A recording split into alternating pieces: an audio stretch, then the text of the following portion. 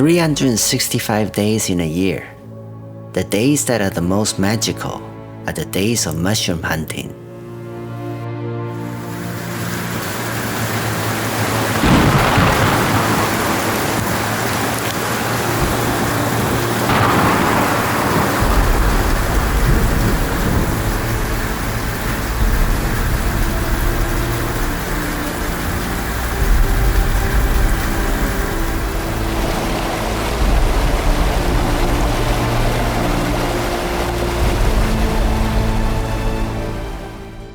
When the rain comes, it comes hard, soaking the ground with water.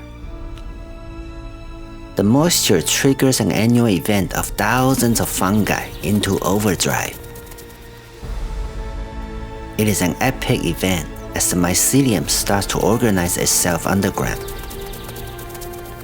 in preparation for the next generation.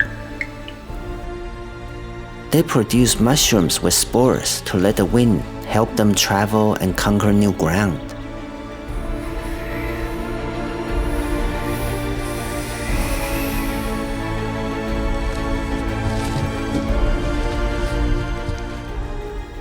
Mushrooms are weird, mysterious, and attractive. And there's one book that changed everything for me, and its title is fitting: All That the Rain Promises and More, by David Aurora. This book gave me the confidence to forage for wild mushrooms. Wow, that is beautiful.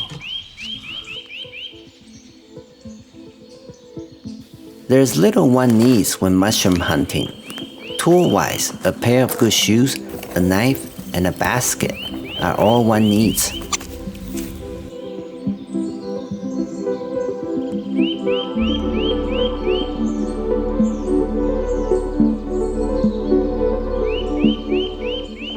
The rest is easy once the eyes adjust to the surroundings, and the brain will use the eyes just like a scanner.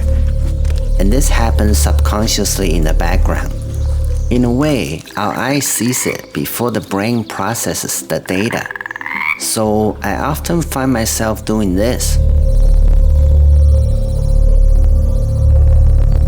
Huh? So when I see a mushroom, it often feels like deja vu. Huh?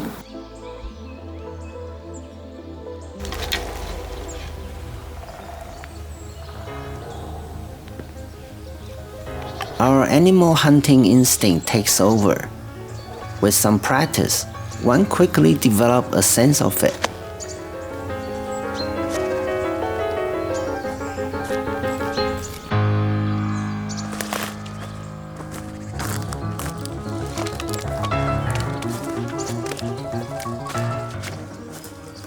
And all the past experiences will condense into a gut feeling.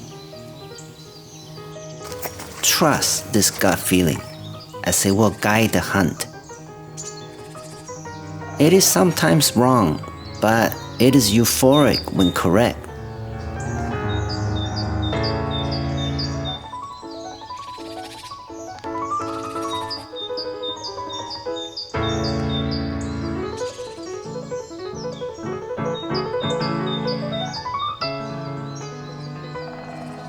Mushrooms are the fruiting body of the fungi. But the speed at which they grow is nothing like a typical fruit. They grow so fast, you can tell the size difference in just a few hours, if not a few days. When I find a mushroom that is still young, I sometimes wait and harvest it a few days later. By then, it will have doubled in size, increasing the yield. But it's a risk. That's like a pound. Oh, it's old already. Oh, let's take a look inside. It's probably all rotten. Flying maggots, slugs, birds, squirrels, and other animals also appreciate the excellent taste.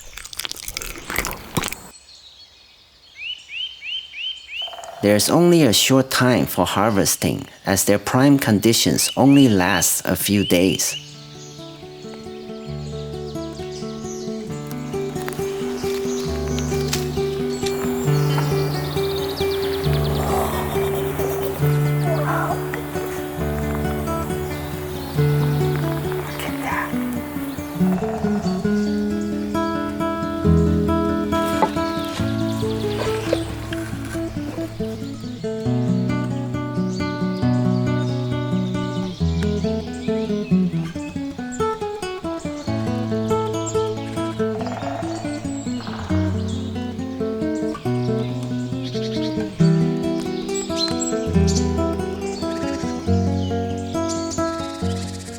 I feel like David in this picture.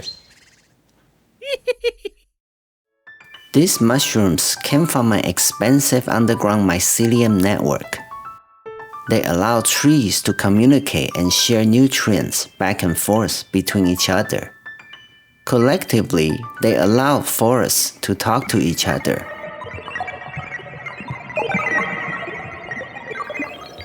They are the biological internet of the earth, and the information shared is always selfless. It is always for the greater good and not individual gain. Its complexity and essential role in nature still inspire and amaze the most intelligent scientists. Don't you think there are things we just know before science proves it right? And when the science community approves the discovery, we are just not surprised. Ancient cultures already know so much, if not more knowledge and wisdom, about how the universe works on so many levels and dimensions. This one's edible. In the name of science, logic, and facts, we have suppressed and deprived ourselves of interconnectedness. I love science, just like my tools. The more and the newer, the better. But it would be tragic to let my tools define who I am and what I can be. Science is a tool. When it comes to mushrooms, my interest is mainly selfish because they taste good and I want to eat them. And sometimes use it as a medicine by making teas. Above all, I admire them and like taking pictures of them. Lots and lots of them. I admire their beauty and determination.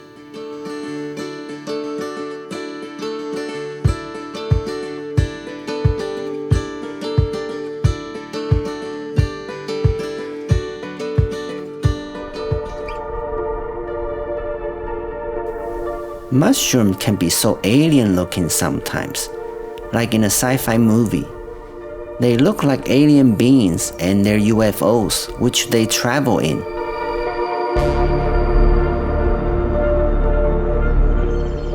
When the season comes, mushrooms comes in abundance. It all began in one of the seasons after we moved here. On a regular hiking trip, we saw so many different kinds of mushrooms. I remember saying out loud, I bet one of these is edible. So my quest for hunting wild mushrooms begins.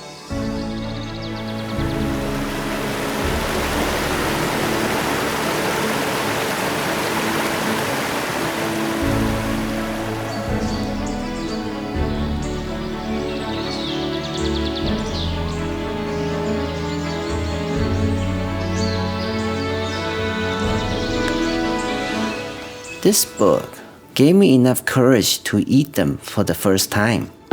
I have no affiliation with this book at all. It's just the best mushroom book I ever owned. Its many pictures and charts help me identify many edible and non-edible species. When we were confident enough with the identification, only one of us would eat a little bit of it first. while the other observed.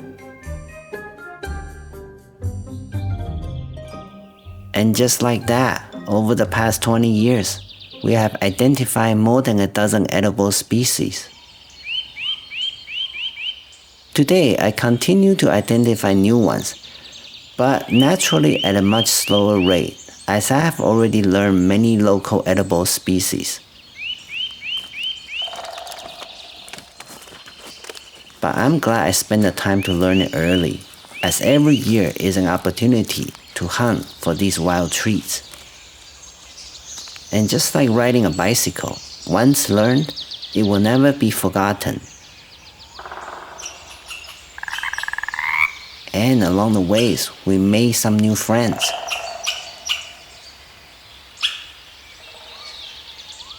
The taste of wild mushrooms can vary greatly.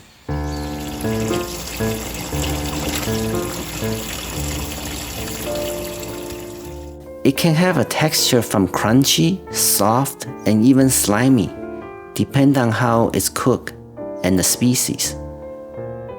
Some of them, like this cauliflower mushroom, smell so good. I swear, if it is a perfume, I will wear it just to make me feel good. There's no way one can eat it all when they're in abundance. Oh my god. Wow, nice. Yes, nice one. But we pick them anyway.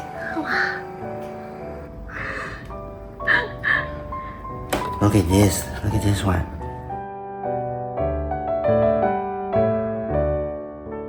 Pickling and drying are my favorite ways to extend the shelf life, and they will easily last till the following season.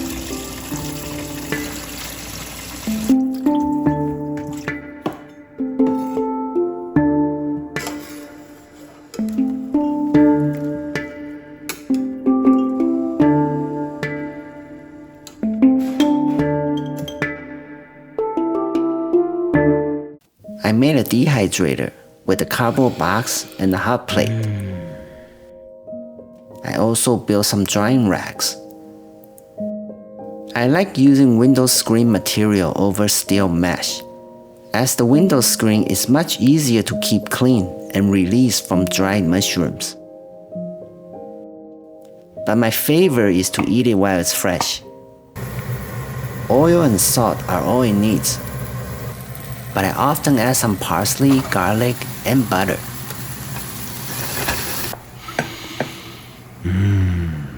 Oh man, it's so good.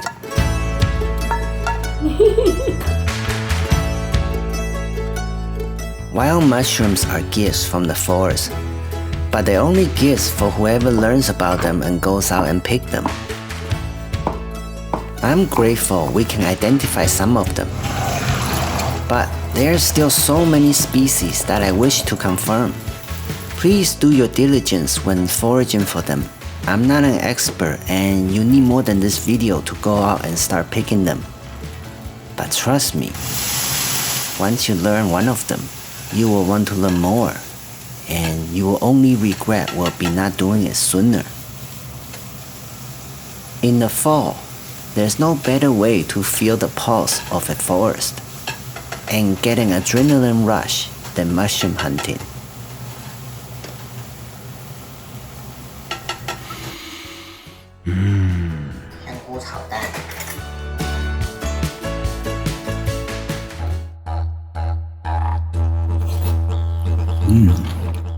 Please don't make the same mistake as I did.